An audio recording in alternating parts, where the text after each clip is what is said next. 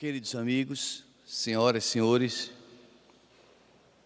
agradeçamos a Deus por esta oportunidade que não vai se repetir de estarmos juntos, reunidos, nesta quarta-feira saudável, do clima agradável,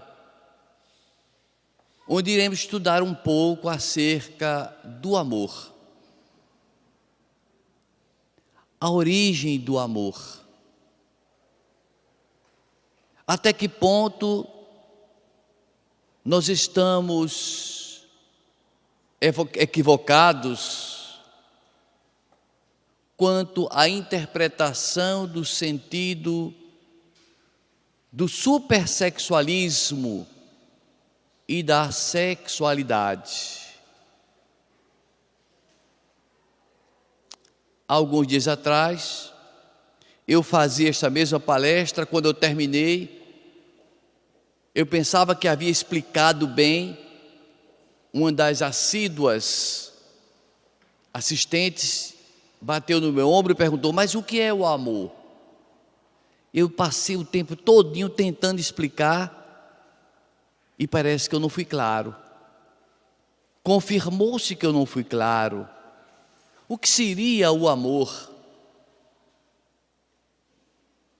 A princípio, eu condenava o sexo no sentido de separar sexo de verdadeiro amor. Não, está fazendo sexo, não está fazendo o amor. Eu fazia essa interpretação equivocada, porquanto o amor, ele passa por um processo evolutivo, por estágios,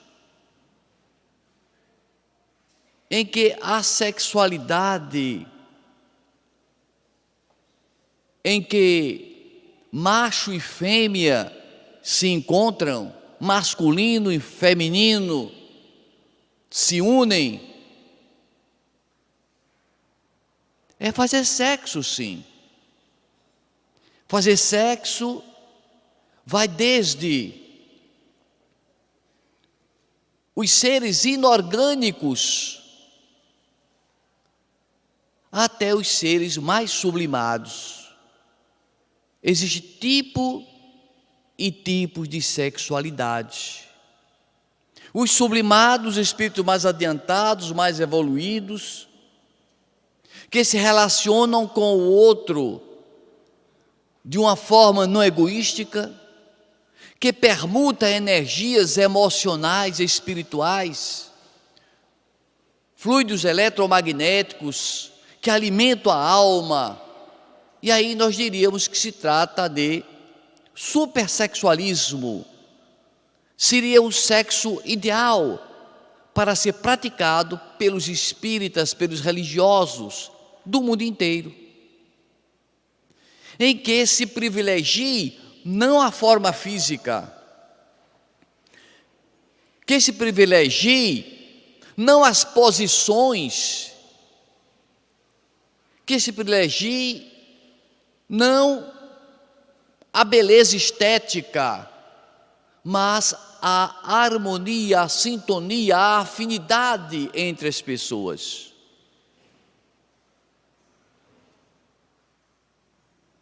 Afinal, como poderíamos compreender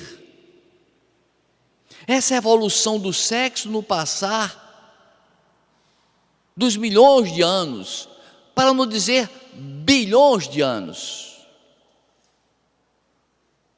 Lá no Livro dos Espíritos, na questão 540,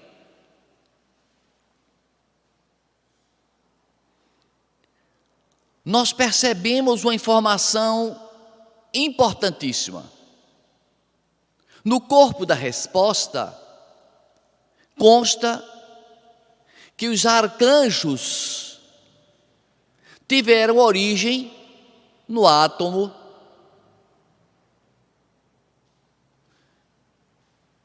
e quem estuda um pouco de física sabe que toda a matéria que nós conhecemos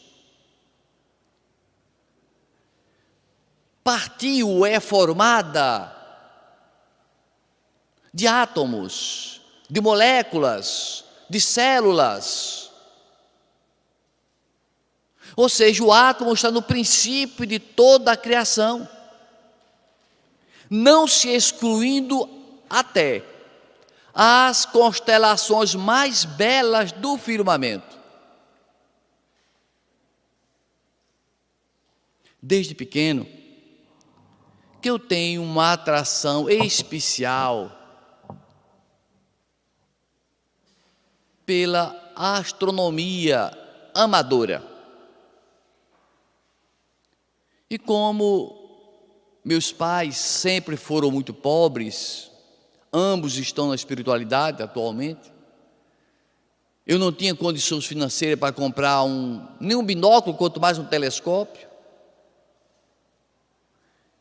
Eu comecei a fazer algumas pesquisas em livros de física e aprendi uma forma de fazer pequenas lunetas. Eu adquiria lâmpadas minúsculas utilizadas em lanternas, a pilha, retirava a lâmpada, abria a lâmpada, retirava de dentro os filamentos, enchia de água e botava uma cera vedando. Aquela lâmpada com água transformava-se numa lente ocular. Ia até o mercado, naquela época, várias décadas atrás, e lá no mercado central em João Pessoa, tinha um cidadão que carregava óculos de grau para vender. Hoje em dia não se vê mais, mas naquele tempo a pessoa chegava diante dele e ia provando um óculos de grau 2, não deu certo, não, bota 3, bota 4, bota 5, até se está bonzinho comprava. A consulta já era comprar os óculos. E eu ia para esses homens que vendiam lentes, óculos, comprava a eles um óculos bem baratinho para ir em casa desmontar, tirar a lente e transformar na objetiva de uma luneta, para olhar as estrelas. Eu não sei se os senhores e as senhoras já tiveram curiosidade de olhar para o firmamento à noite, num telescópio. É uma sensação de vastidão infinita do universo. Quando a gente começa a olhar, a gente perde esse referencial de abóboda fixa e vasculha o infinito. E eu olhava então as Pleiades, aquelas 7 estrelas lindas, lindas, onde nelas existem nebulosas fantásticas que são nascedouros de estrelas futuras. E saía olhando Betelgeuse, Antares, vários signos, os planetas, Júpiter, Saturno. Eu ficava admirando, mas jamais sem entender como é que eles nasciam, como nasciam os planetas. E hoje nós somos espíritas e não estamos querendo especificamente saber como nascem as estrelas, mas como nasceram nossos espíritos. Está lá na Gênese, lá na Bíblia Sagrada. E no princípio Deus afirmou: faça-se a luz, e a luz se fez. Então o princípio foi fazer a luz. Parece que o princípio de tudo está na luz. No livro do Tessalonicenses, o apóstolo Paulo, no capítulo 5, ele diz: vós sois filhos da luz. E nós espíritas sabemos efetivamente que nós somos herdeiros de Deus, filhos da luz suprema que é Deus. Nós somos filhos da luz. Mas como foram feitas as estrelas, os planetas, os espíritos? São incógnitas, mas a doutrina espírita consegue abrir uma pontinha do véu. Lá no Livro dos Espíritos, quando Kardec pergunta como os planetas foram feitos, os espíritos respondem que da condensação de matéria espalhada no cosmos, que a astronomia veio confirmar que as estrelas nascem nas nebulosas ou das nebulosas, que são aglomerados de gases espalhados entre estrelas, e que em dado instante, após a explosão de uma supernova, aqueles gases soltos de hélio e de hidrogênio começam a se contrair, se condensar, confirmando o que está no Livro dos Espíritos, questão 59, se condensar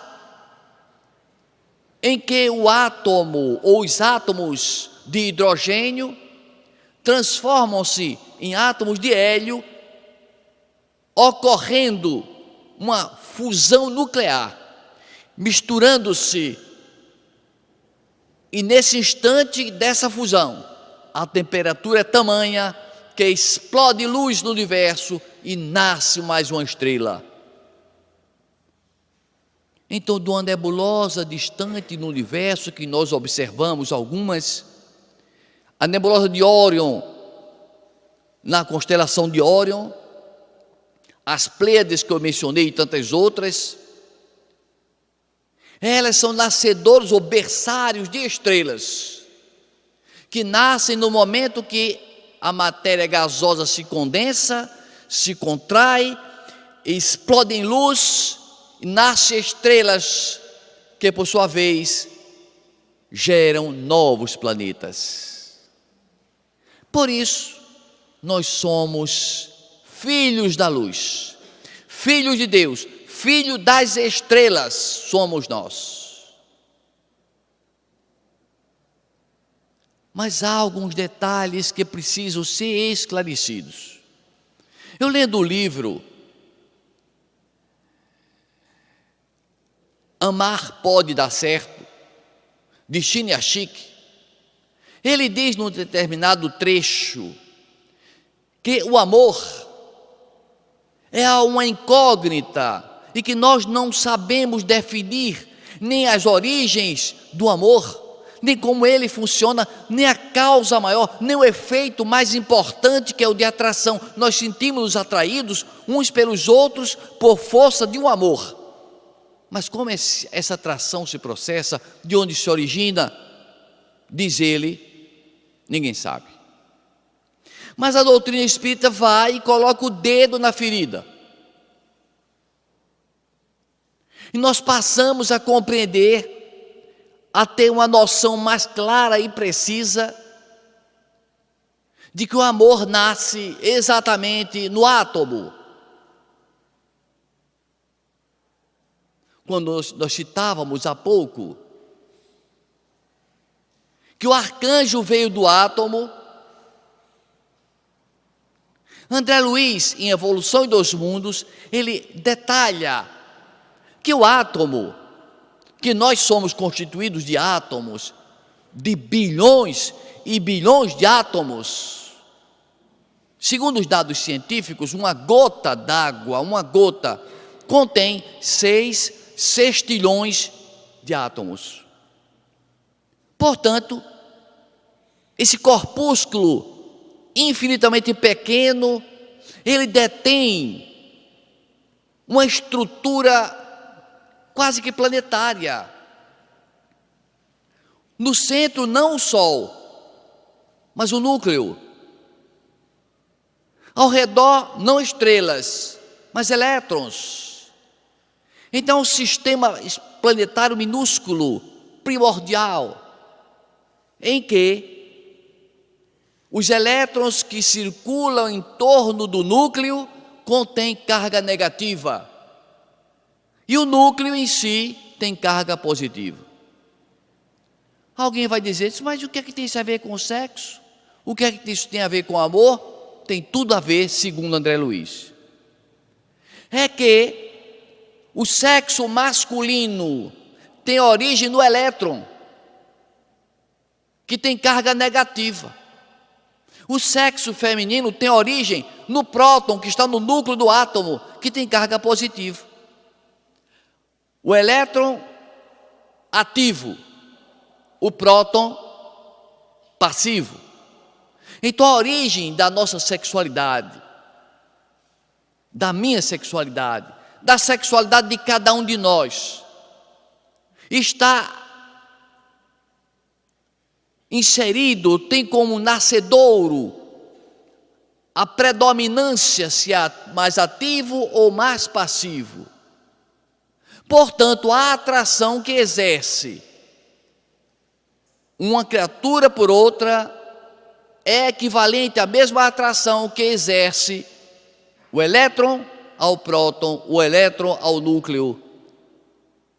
Então, a origem do amor, esse sentimento de atração profunda entre as criaturas, tem nascedouro no átomo, na atração irresistível que o núcleo exerce sobre os elétrons que circulam.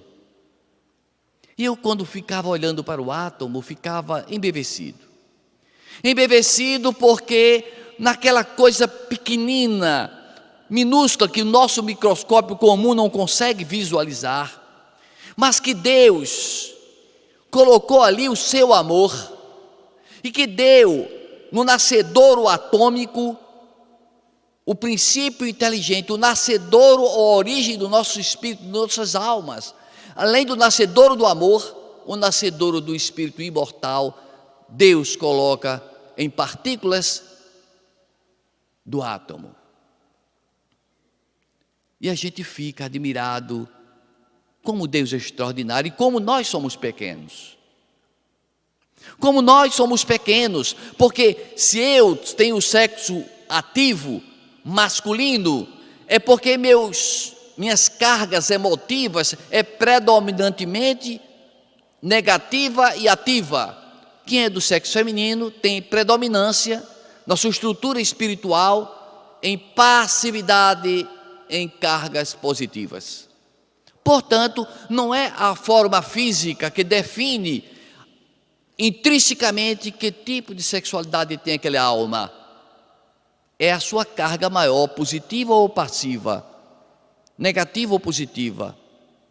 É o que define. O corpo é uma roupagem, é somente uma roupagem. Eu estava em Sumé há umas 2 semanas atrás, e à noite eu, movendo os canais da televisão, assisti uma entrevista do padre Joãozinho. O padre Joãozinho é amicíssimo de padre Fábio de Melo, uma criatura espetacular, excepcional. Eu admiro muito o Fábio de Melo. E Fábio de Melo dizia na entrevista: padre Joãozinho foi meu protetor a vida toda. A vida toda me esclareceu, me orientou, me amparou, é um referencial em minha vida. Estou apresentando aqui padre Joãozinho, dizia Fábio de Melo, porque ele acaba de lançar um novo livro, Os 5 Segredos do Amor. Então eu fiquei curioso, porque eu estava preparando a palestra sobre amor e supersexualismo, e o padre Joãozinho iria falar sobre o livro dele, que era Os 5 Segredos do Amor. Que segredos eram esses? Como ele iria interpretar? Que definição ele daria sobre o amor? Ele dava uma interpretação que eu achei fantástica, quando ele diz: amar é abrir. Eu fiquei sem entender, mas quando ele acrescentou a explicação: amar é abrir as ouças para compreender melhor o outro, é abrir o discernimento, é abrir a compreensão, é abrir o sorriso para a vida, para o companheiro, para a companheira. Amar é abrir os braços para abraçar. Amar é abrir o coração. Eu fiquei encantado com aquilo ali, abrir. E quando ele falou assim, abrir, eu olhei para a minha mão e a fechei. E me lembrei que na medicina diz que o nosso coração lembra o punho cerrado, o punho fechado. Ou seja, se algum de nós quer saber como é o nosso coração, feche sua própria mão, observe, e nessas proporções aproximadas é a conformidade física do seu coração. Mas o átomo é tão pequeno, o átomo é tão minúsculo, que se fosse possível pegar um átomo junto com o elétron e ampliá-lo, crescê-lo, torná-lo do tamanho de uma bola de gude. Será que vocês sabem o que é bola de gude? Que no tempo de criança eu brincava de bola de gude, mas está fora de moda. Ninguém mais fala em bola de gude. Mas é uma esfera pequena de 1,5 centímetro de diâmetro aproximadamente. Então, se fosse possível transformar o átomo numa esfera de 1,5 centímetro de diâmetro, sabe que tamanho ficaria esse pulso fechado? Esse coração? Do tamanho do planeta Terra. Ficaria gigante. Do tamanho do planeta Terra ficaria a nossa mão fechada se o átomo fosse do tamanho de uma bola de gude. Que fantástico. E eu fiquei imaginando a família nuclear. Pai, mãe e filho, família nuclear. E eu olho para o elétron e acho que ali é uma exemplificação de uma família nuclear. Em que ele, o homem, o negativo, o ativo, está circulando feito um louco de apaixonado atrás dela, que está no meio atraindo, mas ela é mais passiva, ele é mais ativo. Ali é o exemplo de um casal. Seria um casal perfeito, um exemplo típico, lógico. O átomo, ele se modifica, ele perde elétrons, ele ganha elétrons, ele ganha prótons, ele ganha nêutrons, ele modifica, as nossas estruturas são conforme a quantidade de átomos, nêutrons e prótons. Mas não muito vem ao caso agora. O que importa é que o amor tem como origem a atração atômica.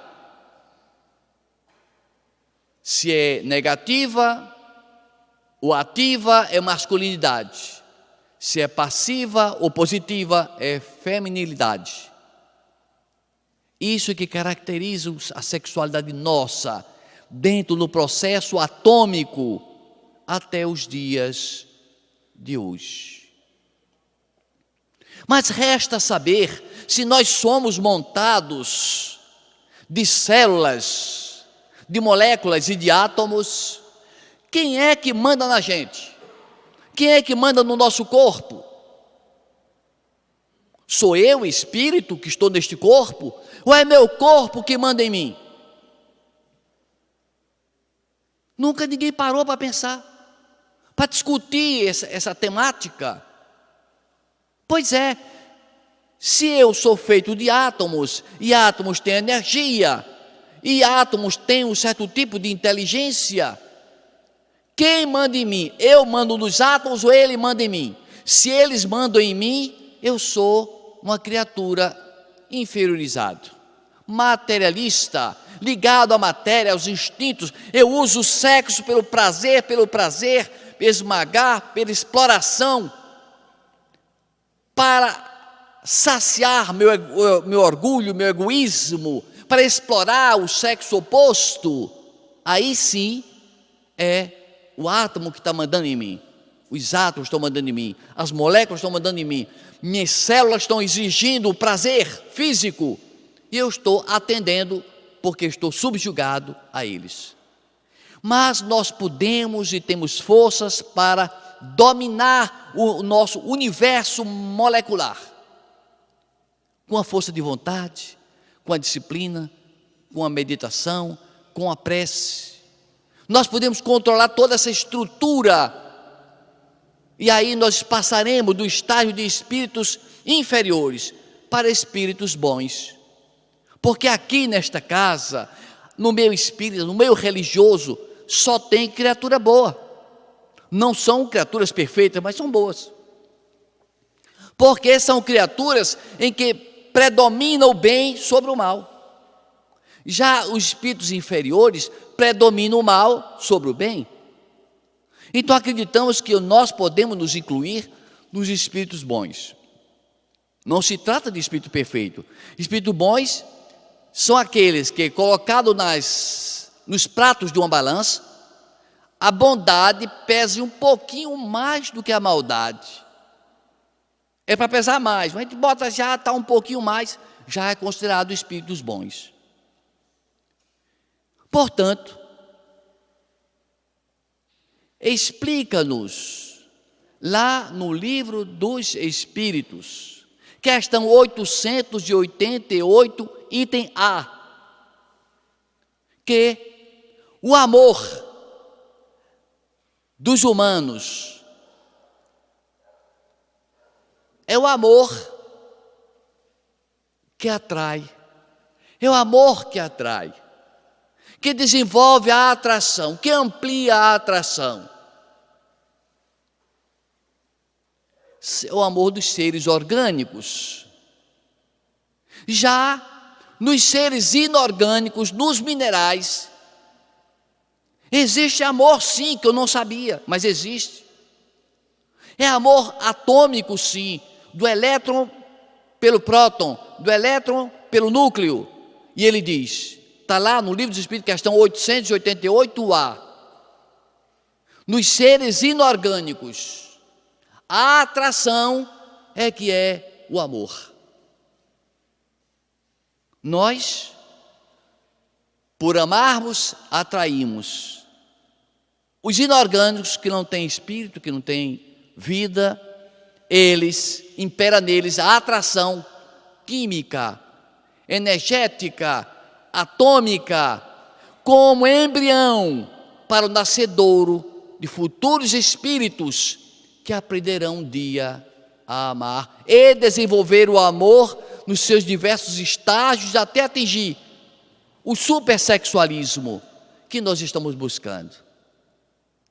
Mas nós estamos tateando no escuro. Nós somos espíritas, estudamos, fazemos cursos, nos preparamos, lemos mensagens, mas quase sempre estamos escravos do sexo, em que os átomos mandam em nós, em que a libido impera sobre a nossa consciência lógica, em que os impulsos da sexualidade nos dominam, onde nós não temos a disciplina moral, intelectual e espiritual para dizer aquilo que Jesus disse: eu venci o mundo. Como é importante ter o domínio e não ser levado pelas paixões. Porque tem gente que diz, mas eu não sou viciado em droga, em fumo, em jogos, mas às vezes é viciado no sexo. E é um vício profundamente degradante, porque se trata o sexo de uma fonte de energia tão violenta, tão enorme, tão gigantesca, que quando a gente olha para uma estrela, pelo aglomerado de uma nebulosa que se condensa e explode numa estrela, nós nos reunimos em 2 sexos distintos para explodir o nascedouro de um novo filho, ou de novos filhos. Que força fabulosa não existe na sexualidade! Quão sagrado é o sexo para Deus e para nós. Agora, como nós praticamos o sexo? Como nós escolhemos nosso parceiro ou nossa parceira? Quase sempre olhamos para a beleza física, nos empolgamos pela estética das possibilidades, da riqueza, e nos esquecemos do essencial, que o amor é energia, que a gente ama não é com o corpo, a gente ama com a alma. Eis o grande segredo, a gente ama com a alma. Um outro segredo é aquele que Jesus falou. É aquele que Jesus falou.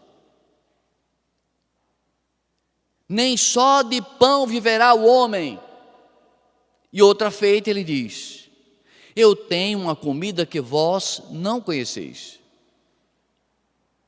Meus queridos amigos, minhas irmãs, senhoras e senhores, a doutrina espírita conclama-nos a desenvolver o amor, a sublimar o amor, caminhando para o supersexualismo, em que não se privilegie a beleza estética, física, porque quase sempre, tristemente, nós observamos os argumentos de que eu já enjoei, já cansei, é a repetição, é a monotonia de ver aquela cara todos os dias, é desculpa de amarelo. Porque quando eu envelheço, o outro também envelhece, a outra parte também envelhece, a esposa também envelhece igual comigo. E quando Deus, na sua sapiência infinita, criou, idealizou, concebeu o envelhecimento progressivo do ser humano, foi com a finalidade máxima de nós perdermos aquela impulsividade de jovem, e assim podemos desenvolver em nós os verdadeiros e legítimos valores da alma. Deus fez reduzir a dosagem hormonal da testosterona, da progesterona, para que nós não tivéssemos tantos desejos. E tendo menos desejos, procurar então trocar com o companheiro ou a companheira. Não mais o sexo físico, mas o amor espiritual também.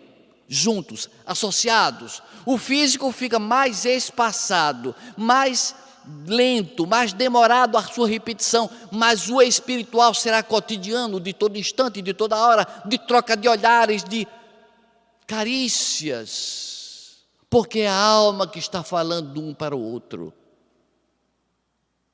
Grande equívoco nosso. Pensar que o amor está no corpo, quando ele reside na alma. Como dissemos, intrinsecamente, a minha masculinidade está no meu espírito predominantemente ativo, assim como o da mulher está no espírito predominantemente passivo. E os dois casam-se para juntos trabalharem na criação dos filhos, darem à luz estrelas fulgurantes de almas que renascem. E eu estava assistindo a conferência, o debate com o padre Joãozinho e padre Fábio de Melo, quando o padre Fábio de Melo diz assim: olha, mostra o livro que você acabou de lançar. Ele mostra o livro, a capa do livro, e diz: mas, padre Joãozinho, você botou na capa algo estranho, uma mão segurando um celular, e a outra mão digitando uma senha. Dá para você explicar para nós? Porque você publica um livro para os cristãos católicos e coloca na capa alguém digitando um celular. Qual foi a motivação? Isso é engraçado, isso é muito engraçado. Teve uma razão, tudo tem uma razão. Conta-se que isso tenha ocorrido, porque está muito comum hoje em dia. Hoje em dia, celular, a gente encontra pessoas atravessando a rua, conversando no celular, dirigindo o carro com a mão e com a outra com dificuldade, respondendo um e-mail. Uma loucura.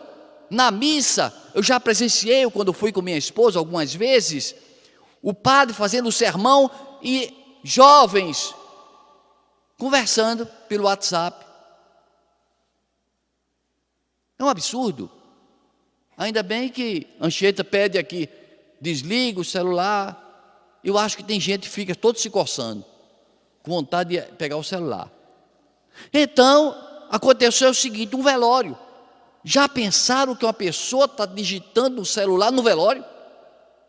Pois é, chegou o rapaz, bem trajado, todo mundo chorando, aquele silêncio, aquela coisa, aquela penumbra, o féretro ali do lado, e chega um rapaz com o celular. Mas não estava conseguindo conectar com a internet. Então, e as pessoas ficando incomodadas, vendo aquilo, o absurdo de um senhor já de cabelos grisalhos, não era eu. De lado olhou assim para ele, fez cara feia, como que não gostou, ele não entendeu, e ele cutucou justo aquele cidadão de cabelo grisalho, que estava irritado vendo aquele rapaz, na hora do... Ele cutucou, perguntou, se a senha, tu sabe a senha? Ele olhou assim, disse, respeito o morto. Ele disse, tudo pegado? Ele pensava que já era a senha do negócio. Nós estamos ligados à informática, às vezes para nos informar de coisas equivocadas. Mas nós precisamos pôr em prática, no dia a dia, o sentido do verdadeiro amor. Descobrir essas conexões divinas. Então Deus fez o mundo, Deus fez o universo, Deus fez nossos espíritos. Na questão 88 do Livro dos Espíritos, consta que nossos espíritos podem ser chamados de quê? Faísca, fagulha, luz. Nós somos filhos da luz, nós somos luz. Jesus também recomendou para nós, resplandeça a vossa luz. Mas eu volto a perguntar, a cada um dos senhores e senhoras, quem manda no comportamento de cada um de nós? O nosso corpo manda em mim? Ou eu mando neste corpo? Os desejos quando vêm, eu atendo os pedidos desses desejos? Ou eu controlo esses desejos? Questão 101 do Livro dos Espíritos, quem não controla os impulsos é enquadrado nos espíritos inferiores. Aqueles que dominam seus impulsos, de certa forma, se controla, se classifica como os espíritos bons. Questão 107 do Livro dos Espíritos. É importante a gente saber em qual classificação nós estamos incluídos, inseridos.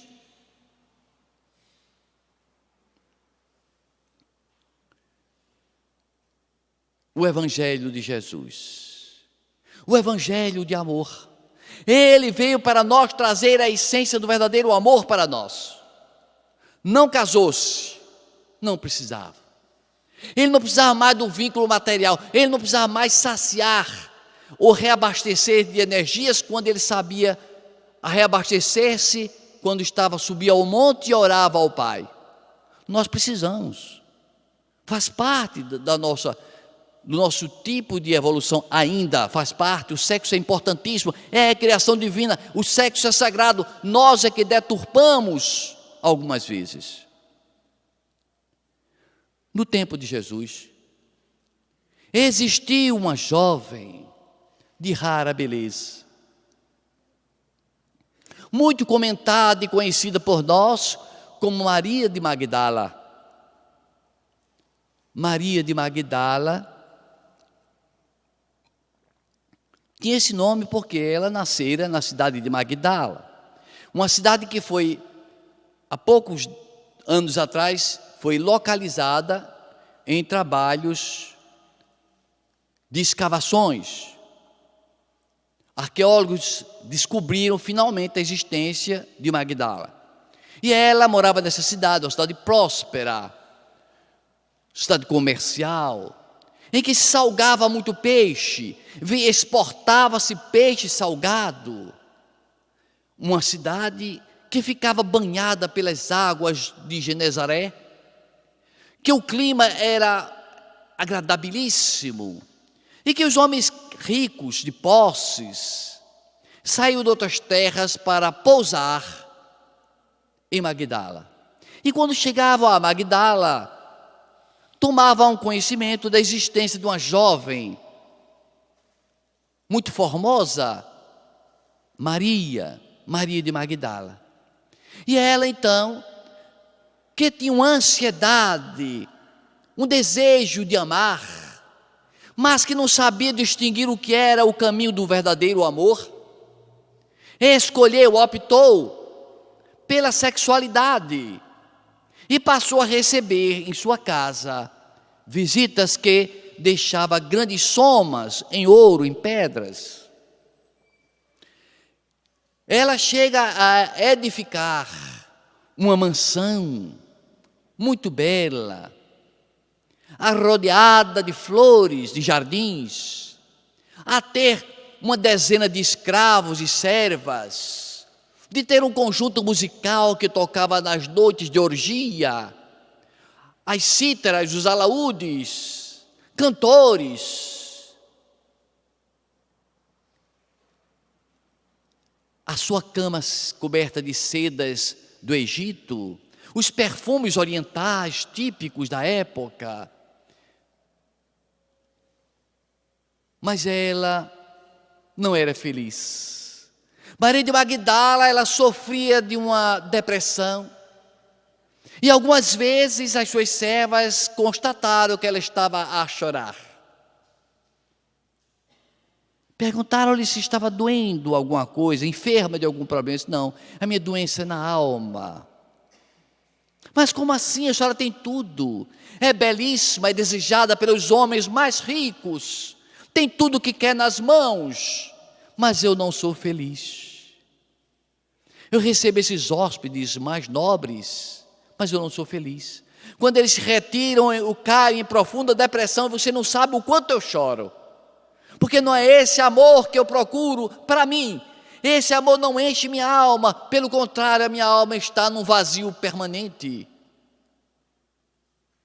E uma das servas diz, mas minha senhora, a senhora já ouviu falar na existência de um profeta que está caminhando pelas redondezas, chama-se Jesus de Nazaré? Disse, não conheço. E começou a contar para sua patroa detalhes das falas que ouvira de Jesus noutras oportunidades. Ela ficou impressionada. Eu quero conhecer esse profeta, mas ao mesmo tempo eu tenho vergonha. Eu sou uma pecadora. Ele não vai me receber. Vai, minha senhora, vai. Eu ouvi dos seus próprios lábios dizer que veio salvar os pecadores. Ele veio em busca de salvar os enfermos, de cuidar dos doentes.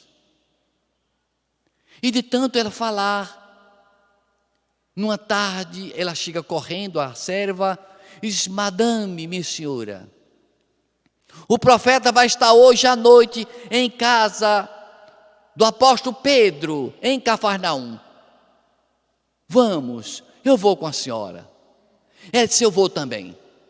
Disfarçou-se, jogou sobre a cabeça um capuz, e à noite saiu com alguns achotes para iluminar o caminho, adentraram uma pequena embarcação de propriedade dela, os remadores particulares seguiram, e ninguém soube que estava acabando de sair de Magdala para Cafarnaum, a bela mulher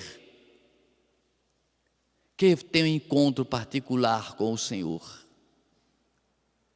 Ninguém sabe ao certo o que ela disse para Jesus. Ninguém sabe ao certo o que foi que ela escutou do Senhor Jesus. Mas sabe-se com certeza que ela voltou transformada, modificada. Chegou no seu palacete já pela madrugada, reuniu as suas serviçais e disse, olhe, escolha, cada um de vocês escolha o objeto que mais cobiçam. Eu vou distribuir tudo para vocês.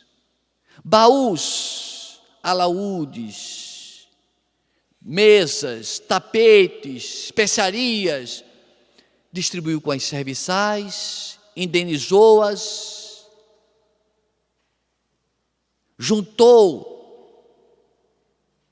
as moedas em ouro e prata, que ela tinha bastante, mas os móveis ela autorizou que colocassem todos no meio da rua. Eu agora vou seguir Jesus. O comentário na cidade naquele dia foi de que Maria de Magdala tinha enlouquecido. Aquela mulher belíssima enlouqueceu, botou na cabeça que ama Jesus. Ela vai voltar à sua vidinha, vai sentir falta daquela vida. Mas ela dizia para ela mesma: eu agora conheci o verdadeiro amor. O amor que sacia a alma, que enche meu espírito. Um amor que não há interesse físico de explorar ninguém. Sinto-me realizado e feliz. E passa a seguir Jesus.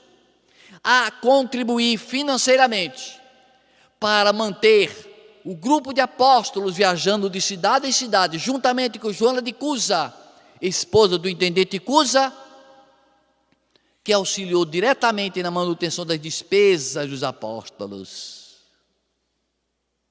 E Jesus, como prêmio para ela, após sua crucificação naquele domingo fantástico, ele ressurge dos mortos e aparece materializado para ela, com o corpo espiritual cheio de luz. Ele, Jesus, não apareceu para nenhum dos apóstolos, não apareceu nem para sua própria mãe, Maria, mas escolheu Maria de Magdala, premiando-a, e ela completamente transformada, porque ela optou pelo caminho do verdadeiro amor, porque nós sabemos que aí isso é que é importante para o espírito, porque errar é humano, mas sobrepujar o seu erro, cobrir o erro, suplantá-lo, vencê-lo com o exercício do amor, esse é o objetivo das almas escolhidas. E ela termina seus dias cuidando de leprosos e contrai também lepra. E nos momentos finais de sua vida física na terra, é ela que encontrou o verdadeiro amor. Ela é recebida por Jesus. Aquele homem desce das alturas e diz: Maria, vem morar comigo no meu reino. E leva Maria de Magdala. O apóstolo Pedro, na sua primeira epístola, diz com muita clareza: o amor cobre multidão de pecados. E Jesus diz lá na casa de Simão, o fariseu: mulher, porque você muito amou, seus muitos pecados são perdoados. Que Jesus nos abençoe hoje e sempre.